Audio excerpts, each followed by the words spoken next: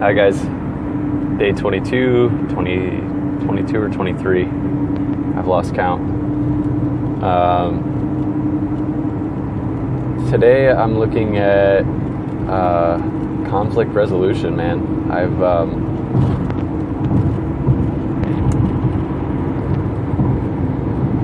It's been a long time since I've really been in conflict. Usually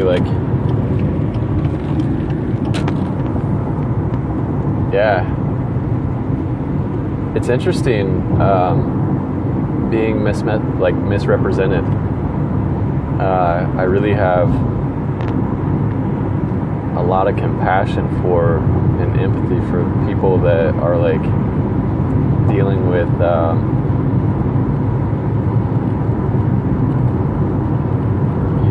being accused, and especially if they're innocent. And I think on some level, everyone's innocent. It was really the fall from. It was really innocence being kind of taken, or hidden from them through trauma that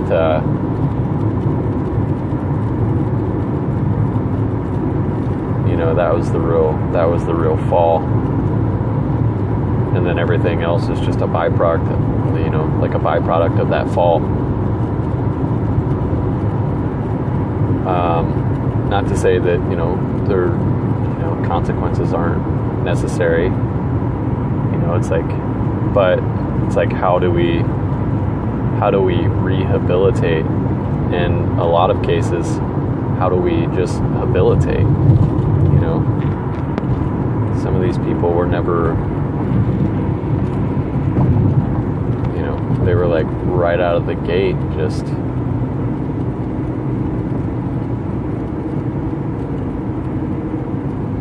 they never really stood a chance. I'm really interested in programs that would support people rediscovering their innocence, so that they can be responsible for their actions. Because I'm really seeing a lot how, if you're not at the source of it, wounding can really, really run your life. I'm seeing, I'm certainly no better. I'm in that game too, where it's I find myself wanting to respond from my wounding rather than respond from, what I know to be in my heart, the right thing to do. And that's a tricky balance. It's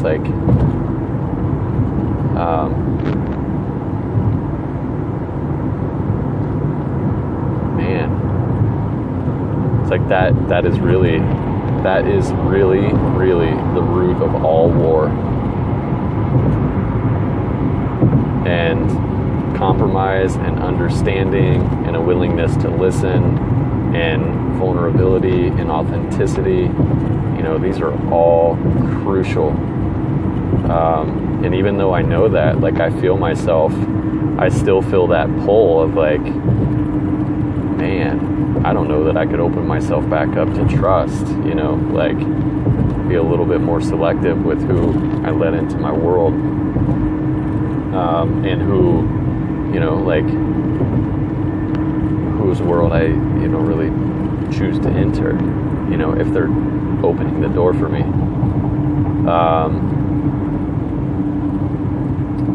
It's kind of wild. It's whoa.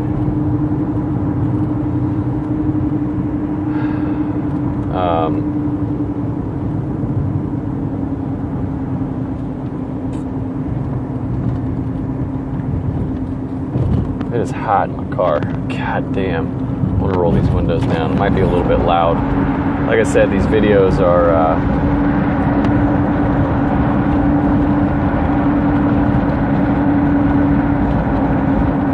they just haven't been getting a lot of attention, and I was reading some of my journal entries recently, and one of the entries, it was so funny. It's always interesting for me to like go back and read my journals because I can recall, it's like a key into that particular experience in my life. Like I can remember exactly where I was at when I wrote it. And, some of them is laughable, and others I'm like, wow, man, that was rough, But this particular entry just said, it started with the word shit, and I was like, shit, turn out shit work, shit attitude, shit feeling, shit, like whatever. And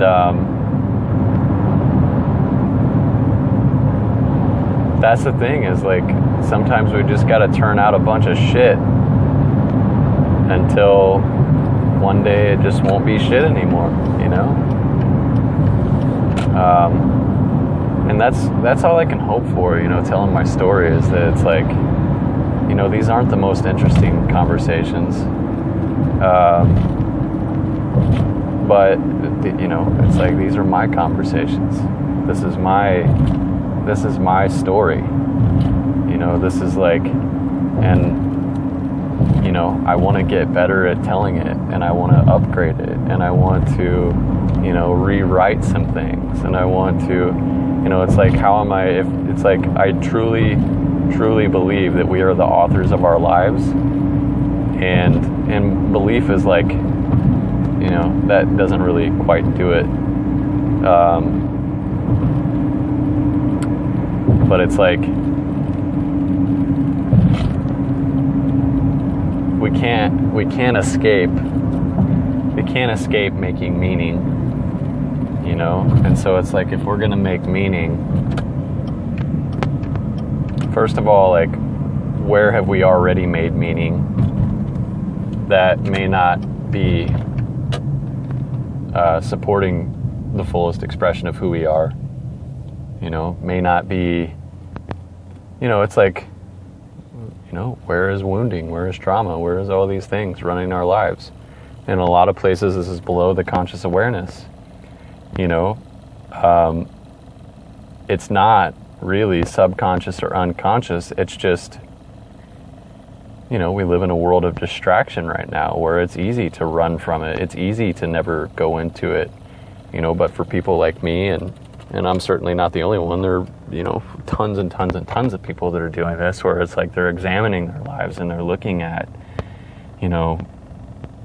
being at the source of their experience, and all kinds of stuff comes up, like, man, stuff that I completely forgot about in my childhood. It's like, wow, I see, like, I'm responding like that because this happened in my childhood, and I created this story about it, or I created this story about that person or myself or the world or whatever, and we project this meaning out onto the world as if it's true, and we live inside of that world completely consistent with that view of reality, and it's not actually true inherently.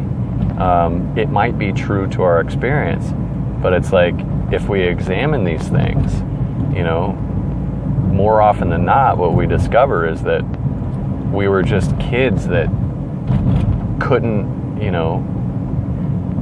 we didn't have the tools, we didn't have the understanding, we didn't have the experience or the meaning or the,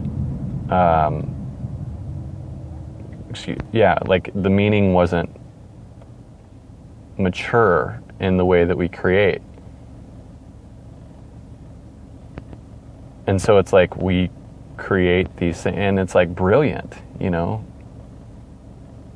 We're brilliant in the capacity that we can, create these safe havens in our own psyche, to keep ourselves safe. But the way that the psyche literally impacts, the body is like,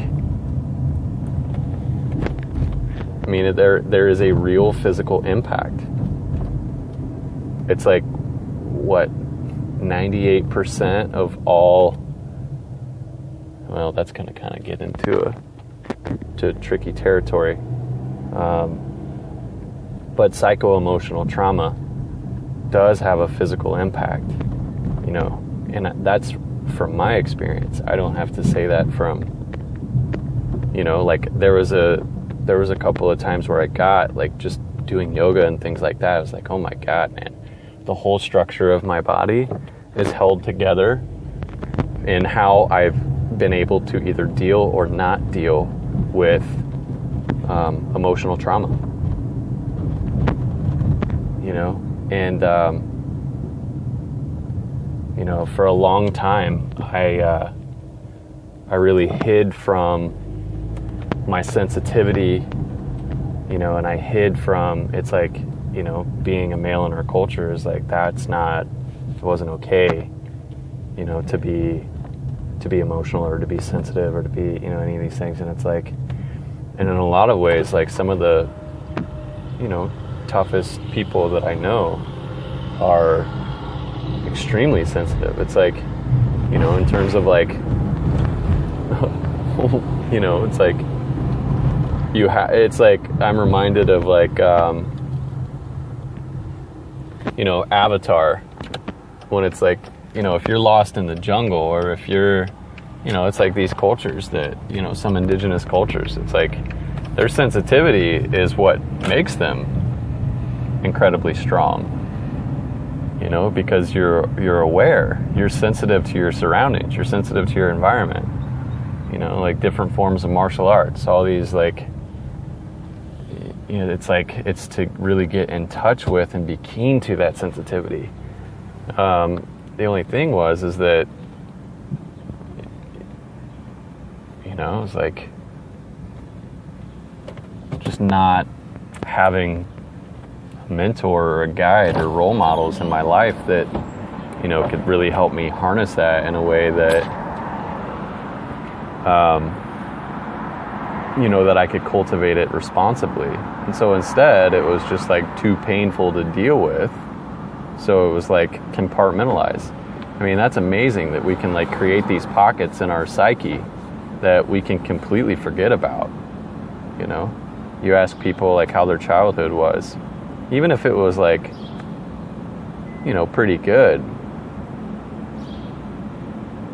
most people will be like, oh, it was great, or if it was like really shitty, they'd say that's a bad example. Let me I'm not going to be able to get myself out of that one.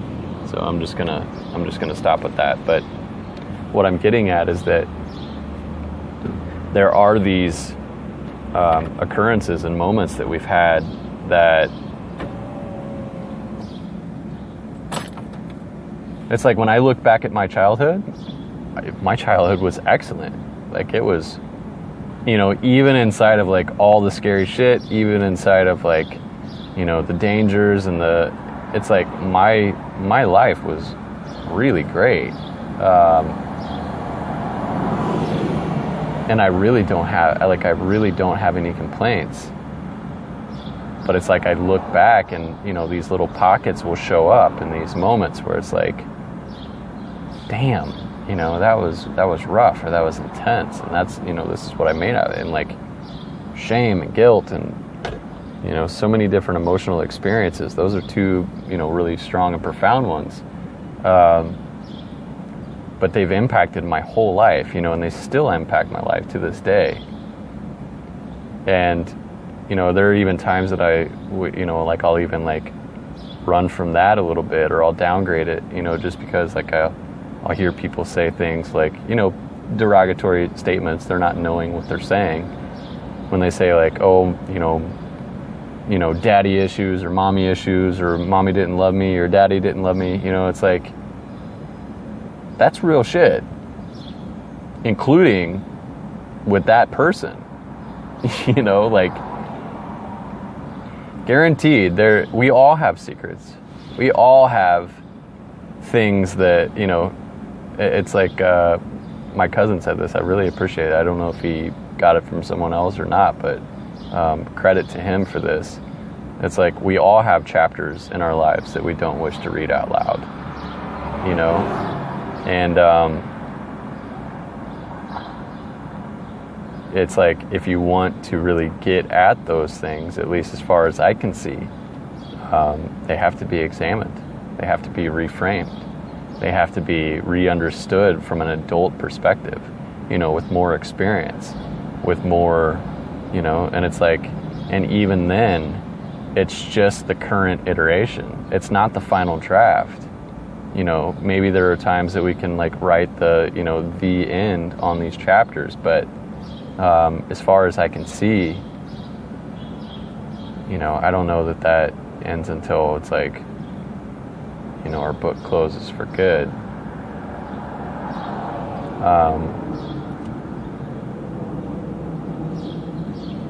So, yeah, you know, wrapping it up,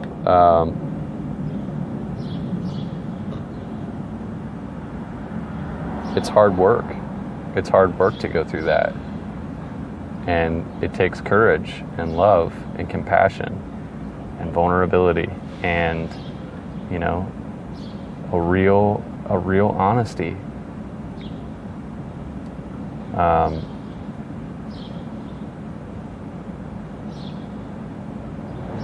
But as far as I can see, that's like,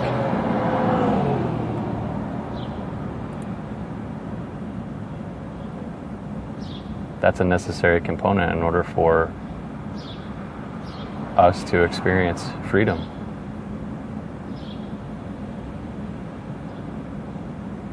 At least, like, that's how it lives for me. I don't know.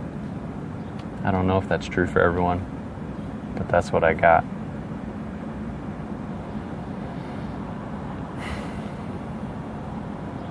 All right, yeah, thanks for listening. If you like these,